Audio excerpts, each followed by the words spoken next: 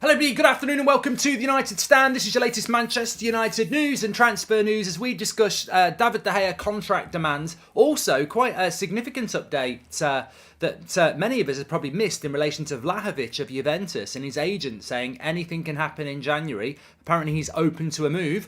Also a little bit about the sale as well. Lots of people are starting to gather momentum about the Glazers potentially doing a partial sale. We'll talk about that as well. And a few other bits. I just want to start off with this actually. This made me laugh. It's not a misquote, it's just not accurate. So Ten Hag was asked about when Martinez and Varane are going to be back. Obviously they played in the World Cup final on Sunday. He says we've got a plan for everybody. They will have a break after the World Cup. They're still partying in Argentina, so it's hard to say. We're in touch with them and we hope to find them soon. Breaking news, Varane is partying with Martinez in Argentina. What's that all about? But no, obviously he's talking about Martinez partying.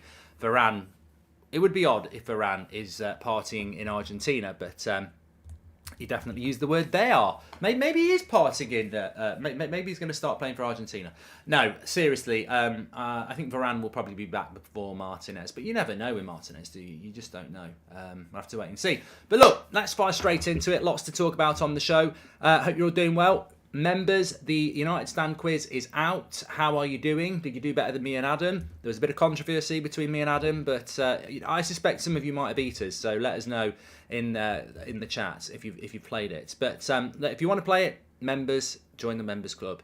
Thanks to everyone who does. Right, let's fly into this. We're going to start off talking about David De Gea. So there's a story in The Athletic. Basically, what they're saying is that though David De Gea is open to reducing his wages, he still expects to be number one. And if United decide to go in a different direction to De Gea, there would be no sense in triggering his option in the hope of getting a buyer. In that scenario, United would have to allow him to go for free. They are currently searching the market for goalkeepers, if that was to happen, who match the Ten Hag style. Diego Costa, obviously, Portuguese keeper, has been considered. And the Spanish keeper as well, Unai Simon, is also on that list. I would hope that Robert Sanchez is on that list as well. I quite like him. But look, you've got to be open to the fact that contract renewals, contract negotiations might not go the way you want them to go. I mean,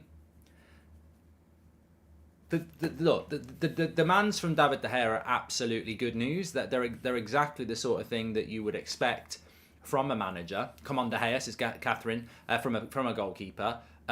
He is willing to take a pay cut. He's currently on about 370k a week.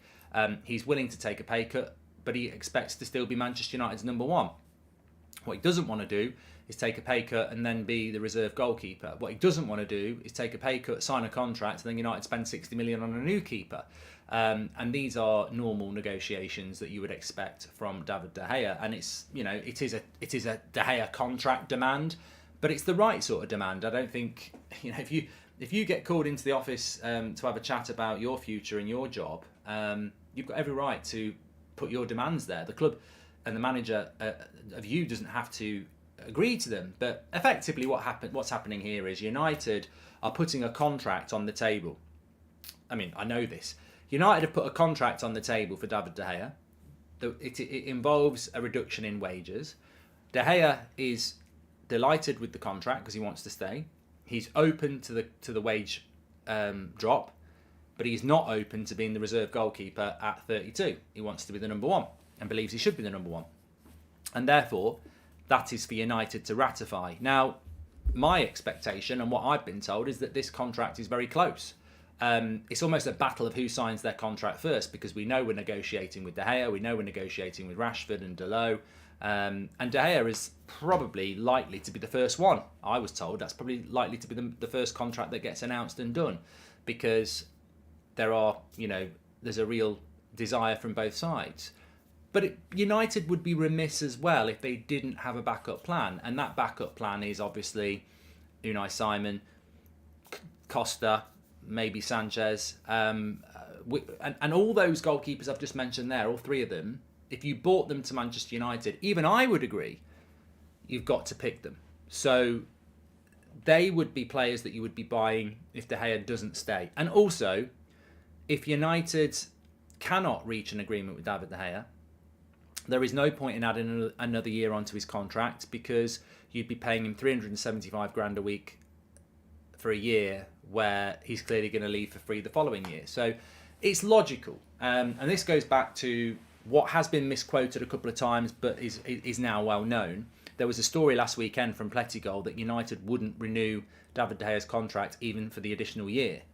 But that's because they want to negotiate a longer contract. Mince Prybridge, if you know, you know. Yeah, check out my Instagram, @GoldBridgeMark. Get Croatia or the Morocco keeper, says Skiller. Yeah, you've watched the World Cup, haven't you? Fuck no, God, no. I don't want anyone from the bloody World Cup. Forget about it. I am on Twitch today, Lawrence, yes.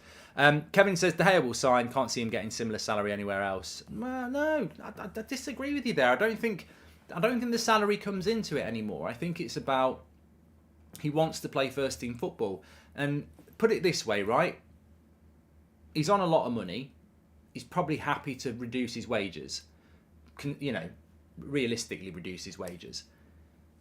But if they say, we're reducing your wages and we can't guarantee you first team football, I don't think David De Gea at 32 is a mercenary. I really don't. I think he'll go, well, I can reduce my wages. Look, David De Gea is a free transfer in the summer, would earn around 250 grand a week anyway, because no one's got to pay the money for him. So he could go to a club and be first choice goalkeeper, and as a free transfer, they'll be queuing up for him. So I don't think De Gea is going to sign the contract because he can't go anywhere else. I think he's going to sign the contract because he wants to be number one. And I think I've said it before.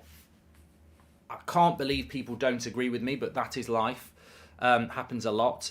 There is, and the Dubravka thing last night just brings it home. All these people saying, let De Gea go, let's get Costa, let's get Simon. Never fucking played in the Premier League before. Never played at Old Trafford week in, week out. And aren't native of this country, which is big when you've not played in the Premier League before. And people think that we can get rid of De Gea, who's been doing it for 10 years and can do it with his eyes closed, and bring a goalkeeper in, a good goalkeeper, and they're just going to be a good goalkeeper. It doesn't work like that. Maybe you've got to be a little bit experienced. Maybe you've got to remember the Schmeichel days when he left. But it doesn't work like that. You don't buy a goalkeeper to replace a goalkeeper like that and it works. By all means, buy Costa. By all means, buy Simon. But it could take 2 years for them to get settled because it's a big job. Manchester United number one is a big job. And it doesn't matter whether you're winning titles or fighting for fifth. It's a big, high-intensity job. And it's not for everybody. The best goalkeeper in the world might not be able to deal with that. So for me, the clear path is this. You get De Gea on a 3-year deal. You say you're number one, but we're going to bring in a goalkeeper to work alongside you. Because long-term, David, we might even want you as a goalkeeping coach if you want to do it. But certainly, we want your great career to be passed on to somebody else. And we know the enormity of the role that you've done. We know that how hard it is to be a Man United goalkeeper year in, year out. And we want to bring a goalkeeper that works with you, under you, and you nurture them through. And we're going to be open about that because, you're not going to play forever. And we want you to be the person that moulds the next Man United goalkeeper. And you hope that David De Gea goes, you know what, I respect that. I've been here for years. Love the club, love the fans. I know I won't be playing forever. You're basically saying I'm number one for the next couple of years, but over the next couple of years you're going to bring somebody in to compete with me who I nurture. I'll have a bit of that. That's my legacy. I'll take it. So that's what I would be looking to do.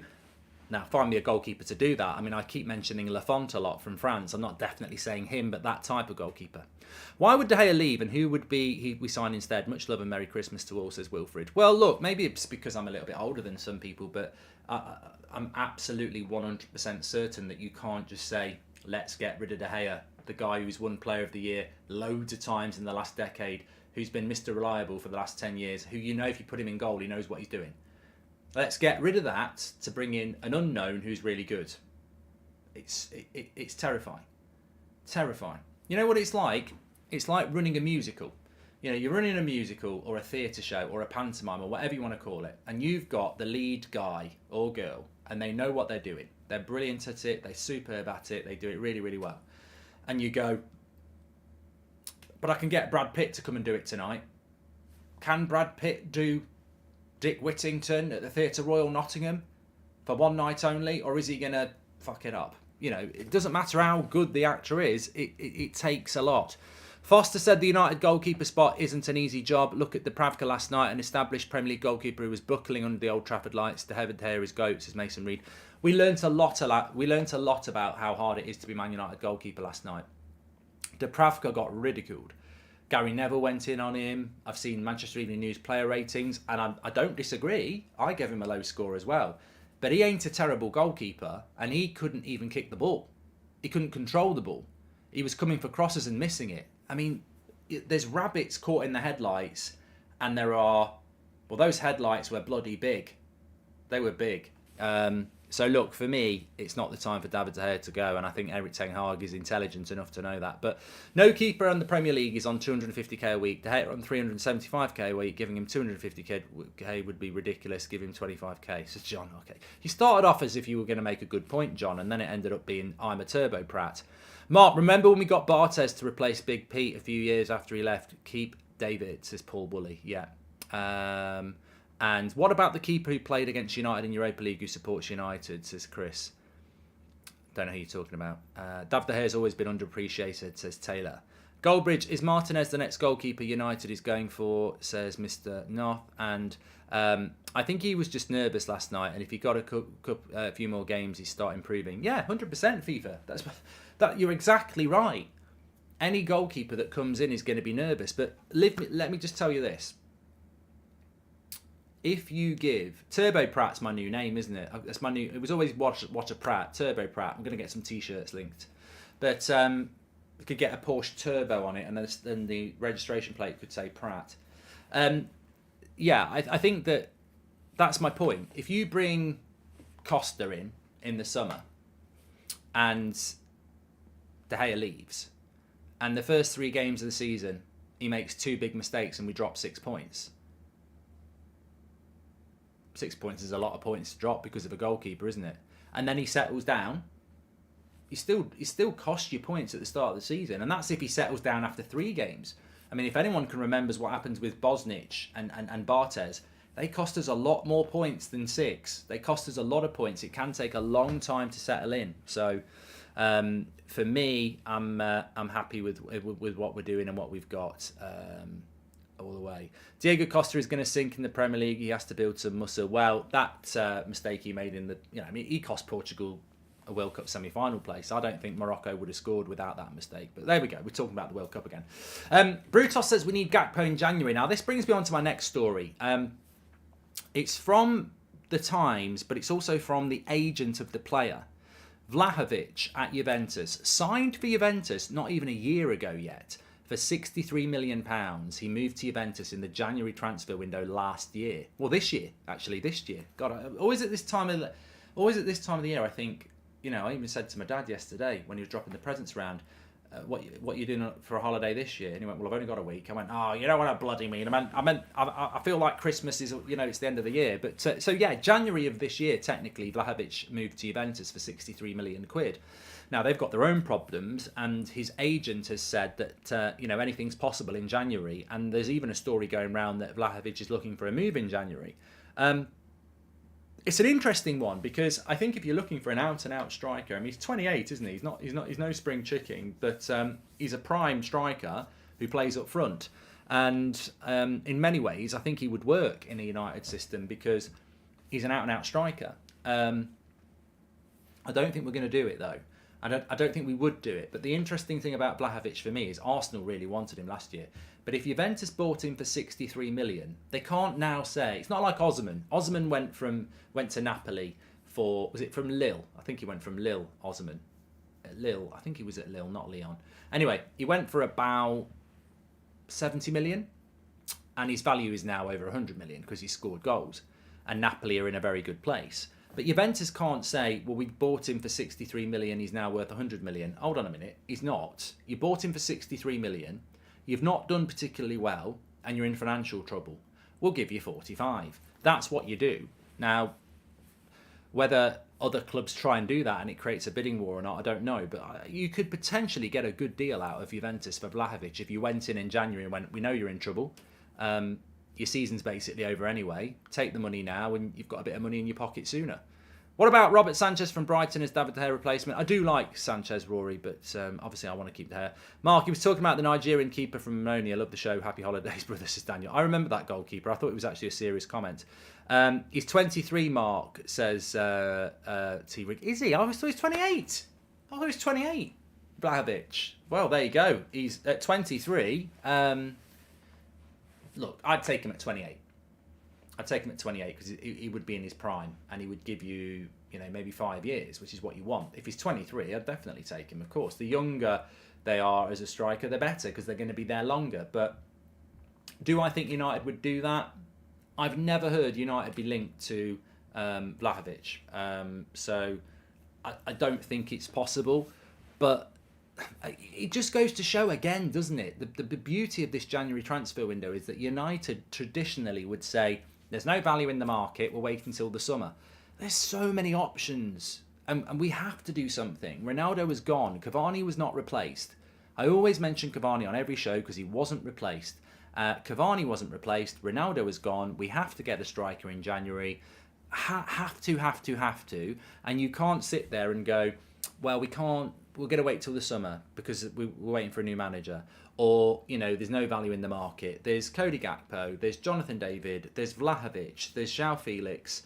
There are options. There's Thuram. There are so many options. There's Memphis Depay. There are so many options, isn't there? There's so many options that you can go for that there really isn't any excuse not to do anything. And look, if Vlahovic is an option, why would you not? Why would you not do something about it? Somebody just said, have you heard anything about Memphis Depay? The only thing... Now, look, last week, Memphis Depay... and Sean Walker says Thuram's a bit of a mid-option. I'm not... A lot of those are mid-options. Jonathan David's a mid-option for me. I am doing a watch-along tonight, Jago. Remind me of that in a minute. But just on Memphis, last week, it was announced that he was going to make his decision this week. Obviously, it's Thursday now. Is it Thursday? This week and next week are the worst weeks. I can't remember. I don't know what day it is. It is Thursday today. Technically, it's Thursday.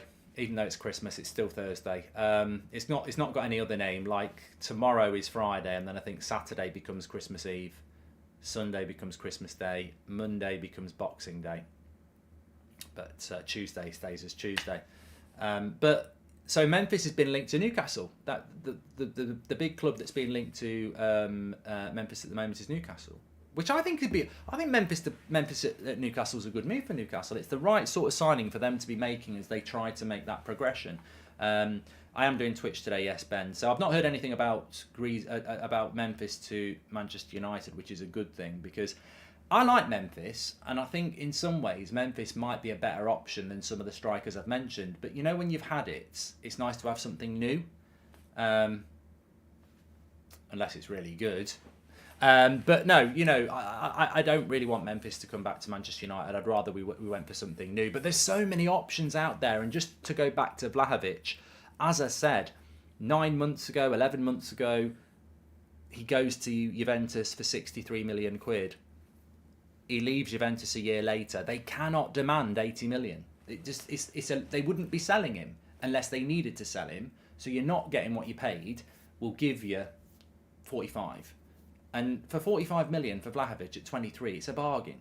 The thing is, other clubs might look at it. But I personally, I think if you are a responsible club trying to develop, you've got to knock on the door in Turin and go, there's 45 million for Vlahovic in cash. Do you want to take it in January? And see what they do. If Juventus go, nah, we're not doing that. We don't need to do that. It's over. But you never know. Oh, John Merton knows where Turin is. Go and do it. And look, Spartan says, what about Osimhen? Well, if you got Vlahovic, you're not getting Osimhen. You don't need to. I think we need a striker like an Osimhen in the summer, an out-and-out striker. But if you went and got Vlahovic now in January, you wouldn't need to do it. But I can't see it. I think we've put a lot of work in on Gakpo, and I think ultimately that's what we're going to end up done. Vlahovic, perhaps at start of injury streak, been out 2 times with a thigh injury, known prone to recur and could lead to other injuries, says MKF. Very intelligent comment there. Well done. Is Mbappe a false rumour, says Asterath? I mean, Man United will always be linked to Neymar or Mbappe, and we all know it's fanciful. But obviously, with new owners potentially coming in, you are going to get linked to them. I don't think we're going to sign Kylian Mbappe, but I don't know who the new owner is going to be. So we'll have to wait and see. Mark, what's your thought on a Donny Gakpo swap and signing Enzo with the funds we might have for Gakpo, says El Nasser. Well, apparently there was an offer that went in for 100 million euros for Enzo Fernandez. I don't know whether you read that. It was, I mean, look, it was Portuguese sources. And one thing we know as United fans about Portuguese sources is you might not even give them a place next to your tomato sauce. They're that bad. But sometimes they're correct. I think it was coming in from Record. I mean, the Bruno saga was ridiculous. We did sign Bruno, but 85% of what got written was bullshit. Gayton, another one, yeah. But apparently it's a Premier League club who's offered 100 million euros for Enzo Fernandez. It will not be us. It will not be us. The rumour is that it was Liverpool, but then somebody said it's not Liverpool. It could be Chelsea. But I don't think it's United. We haven't got that sort of money, and also it's not the position that's a priority. I'd love it to be United. I would. Taylor says Chelsea. I'd love it to be Manchester United. I don't think it'd be Man City, Marvin. I don't think it would be Man City. I mean, unless they've just got money to burn. You don't spend... What did they spend on Calvin Phillips? 60 million? But it could be Chelsea. I tell you what, I think Chelsea made a really good signing from Mulder as well, that Fofana. 18 years of age for 10 million quid. I mean, those sort of deals, I often wonder why we didn't do it. You know, Ollie loves the club. He's a massive hero of Mulder. Why have we not done that deal for 10 million? I mean, it just can't go wrong. For 10 million quid, it can't go wrong. Bring him over, let him train for a little bit under Ten Hag, and then get him on a loan. Or if he's better than that, get him in the team. I just think it's a no-brainer move. It's quite interesting. Cody says it's Liverpool who've bid for him. Well, apparently Bellingham's going to Real Madrid now as well. So there's a lot of stories coming from Germany, which is obviously where Bellingham plays, and then Madrid, which is where Real Madrid plays. That Real Madrid are winning that race. I said it on Twitter earlier. I don't want Bellingham to go to Liverpool or Man City, but his next move, 100%, should be the Premier League. What about Abukar as a striker for United, says Alparan? And hi, Mark, if you're really honest, who do you choose between Gakpo, Vlahovic or Thuram? What a great question, Kaniki. Let us know in the chat, what do you think? I've played the game, Paul Woolley. I've played the game. Gakpo, Vlahovic or Thuram? Well, Thuram's out, so it's Vlahovic or Gakpo.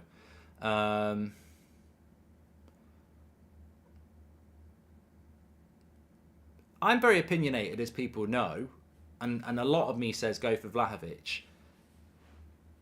And I suppose it's what I want, so I probably would go Vlahovic. But what I would say is I'm massively intrigued to give this manager what he wants. I'm very happy with Erik Ten Hag, and I've rarely said this since Sir Alex Ferguson. I'm probably more content with the manager for a longer period of time than I have been. I was very happy with Mourinho at the start. I was very happy with Van Gaal at the start. I mean, Ollie and Moyes, whatever. But I think with Ten Hag, I'm very consistently happy with what he's doing, and therefore I want him to continue doing what he's doing. So I'm very interested to see what he sees in Gakpo. But I'd probably go with Vlahovic. I respect the injury concerns, but I just think he's an out-and-out number 9. I think if we buy Cody Gakpo, we still need to buy an out-and-out number 9. If we buy a number 9, I don't think we do. What a midfield Real Madrid would have: Kama, Vinga, Tuchel, Tchouameni and Bellingham. That'd be the new Casemiro, Modric and Kroos, wouldn't it? But they don't mess about. They don't mess about. Ola makes a good point. Why not just go? Why don't you just go for both? We need an out-and-out number 9, and Rev Dev says Vlahovic is that, so I would go with him as well. Mark, I think the midfield box-to-box position is priority. Ericsson isn't good defensively, says Splashnet. We have been... Capodai says Tony over all of them. You need to read the news about Tony, mate. Didn't he get done again yesterday, or charged again with a load more of gambling charges? Look, make your own mind up about that. You know, does that impact on the fact that he's a very good striker that deserves a move to a bigger club? No. Will Manchester United do that deal? No. Does another club do it? Up to them. United ain't going to go near Tony with those gambling charges. They're just not. They've got too many other things going on. So yeah, I just don't. I don't think he would.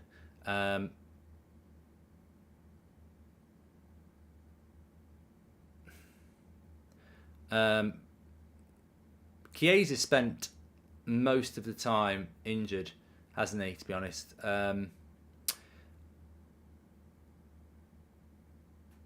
Yeah, I like Vlahovic. And Sean Walker says Ten Hag has made the right signing so far, so yeah, it makes sense.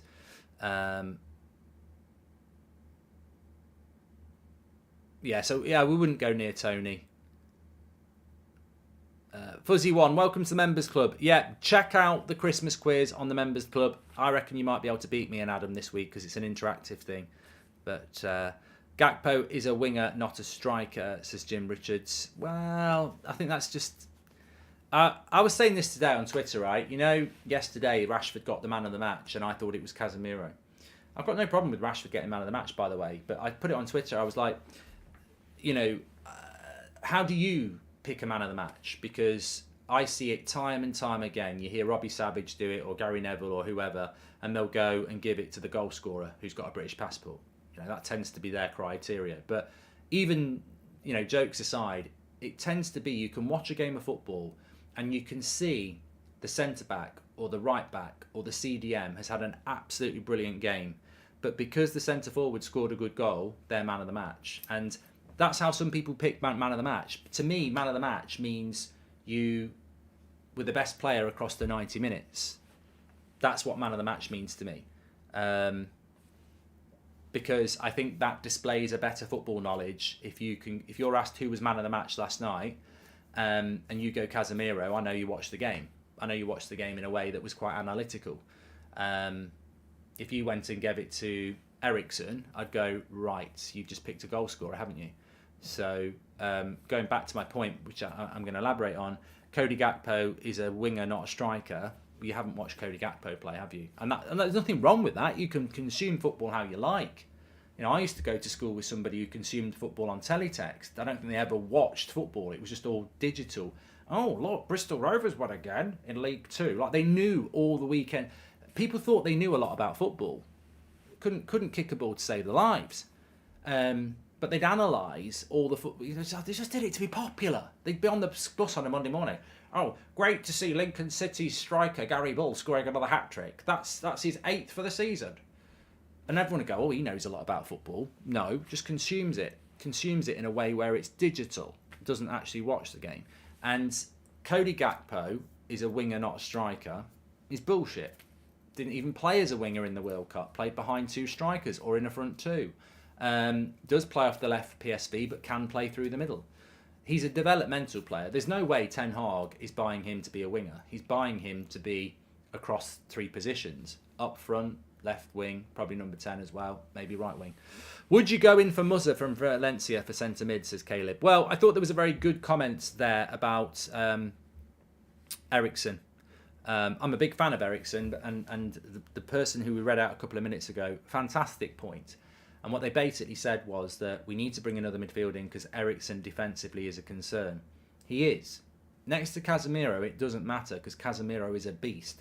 But Eriksen, when he was next to McTominay, we got overrun a lot. Even last night, but certainly before Casemiro came in, if you think about it, because Eriksen defensively offers very little. You know, he's not good aerially. He doesn't win many 50-50s. He doesn't win many interceptions. So Eriksen needs Casemiro next to him. But also, imagine if you got an Eriksen who could tackle next to Casemiro. And this is why people are talking about the Bellinghams and the Frenkie de Jongs and the Enzo Fernandezes of this world, because all of them are younger and all of them have got a more rounded midfield game. Eriksen, for me, I'll always, and I'll you know, this is me, this, you know, going back to what we're talking about, analysing football games, Eriksen, for me, has always been a player that was a number 10. And I didn't watch Denmark every week or Spurs every week, but I always felt that Eriksen was a number 10.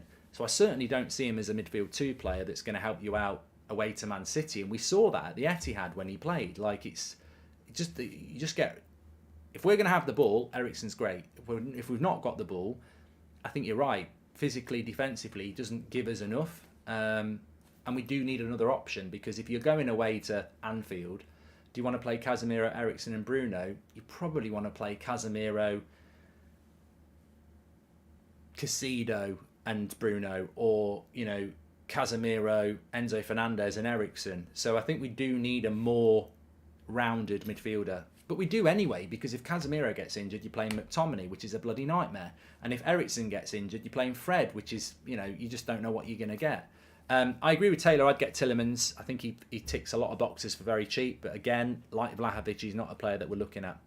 I've just been reminded about this.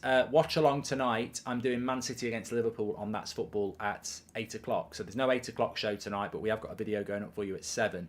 But if you want live bridge, I'm going to be live on That's Football at 8 o'clock tonight. So when you come looking for United Stand at 8 o'clock, think Goldbridge is talking football on That's Football. Mark, midpoint your players of the season. So far, mine's Lissandro or Eriksen, says Paul. I think for me, that's a great question, Paul. Everyone in the chat, let us know. Who's your midpoint player of the season so far? I think Rashford's done really well. I've really been impressed by the renaissance of Luke Shaw. I think Varane and Martinez have been brilliant as well. Delo, superb. I think De Gea's had a good season. I mentioned Rashford, didn't I? But Casemiro is the one for me. And he didn't even... I just think what Casemiro has done to that team, he is on a different level. So yeah, it would be Casemiro for me, without a shadow of a doubt. I do agree with Doobie Guy. If it wasn't Casemiro, I would go with probably Delo, or Rashford, or Martinez. Yeah, but Casemiro gets it for me. Something I was going to say. Partial sale. Yeah, a lot of people are talking about the Glazers partially selling Manchester United. So a partial sale would be, we're selling the club, we're going to give you 40%, you give us 3 billion, and we keep 60%. Welcome to the club. We like you. You give us a load of money, but we're still in control. A lot of people are still thinking that might be the angle that the Glazers are going for. I would say absolutely not. Absolutely not. It won't wash. Like, it will not wash. Would you be happy with that? Nobody's going to be happy with that. I mean, the Glazers have got to go. They've got to go. Like, the damage is done.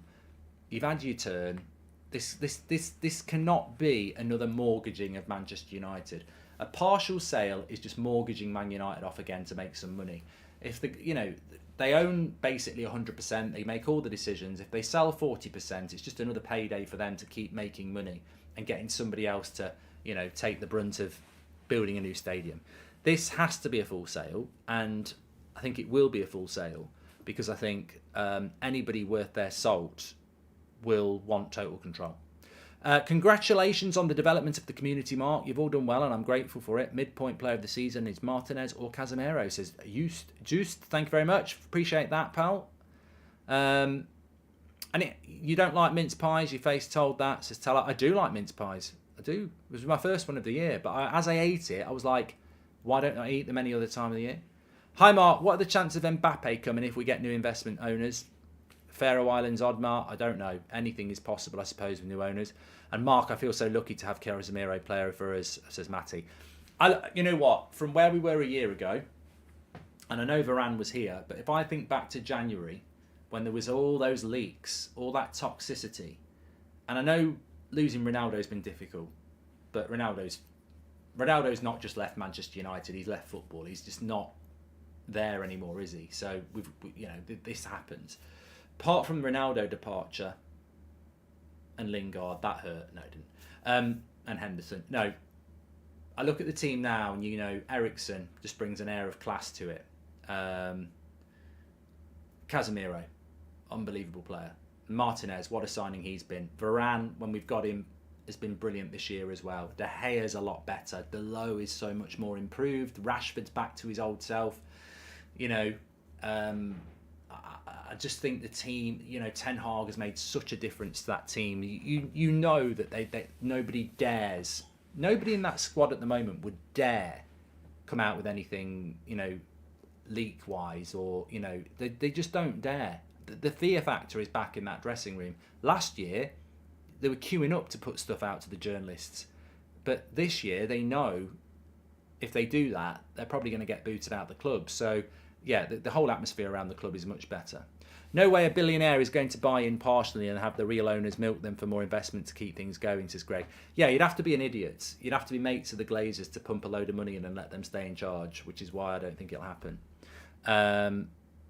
Josh says that Leicester have been looking at Donny. Let's swap him for Yuri. By the way, Turbo Pratt reminds me of Jingle All the Bay with Turbo Man and Arnie. Oh, yeah, I've not watched that yet.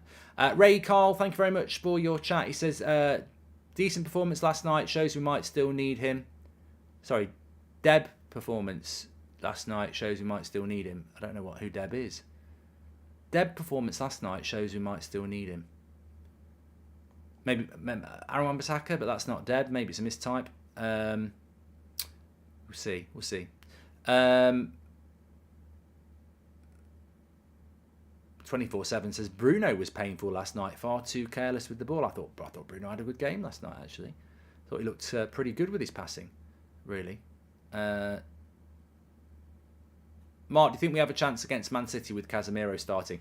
You know what, Gabriel? We are playing Man City in a couple of weeks. Well, about 3 weeks. So, like the middle of January, we got Man City and then we got Arsenal. I tell you what, it's great to have football back, isn't it? I know I'm happy that we're playing Burnley and Forest, but literally in a few weeks, it's the January transfer window and it's Man City and Arsenal, which is another reason why we need to go and get a striker. I mean, worst case scenario, I was on about this morning. If United think they're going to negotiate for a striker deep into January, that means that no new signing can play against Man City. Now, if Sancho doesn't get resolved and Anthony doesn't start playing well, or Martial doesn't start playing well, or Rashford gets injured, you could go into that Man City game with no real front three. Got to get active quick. Honestly, I'm just happy that there are so many options for player of the season so far instead of years of De Gea being the only standout, says Stephen Rossi. It is Twitch time. Thanks everyone for watching. Make sure you smash a like on the video and please do subscribe. Bottom right hand corner. We're getting very close to 539,000. So if you haven't subscribed, please do it bottom right hand corner. And don't forget to check out the quiz. I'm live on Twitch just after 3. So that gives you 15 minutes to do the United Stand Christmas quiz in the studio. Me against Adam. Beth is the quiz master. You can play. It's interactive. And there is a bit of a...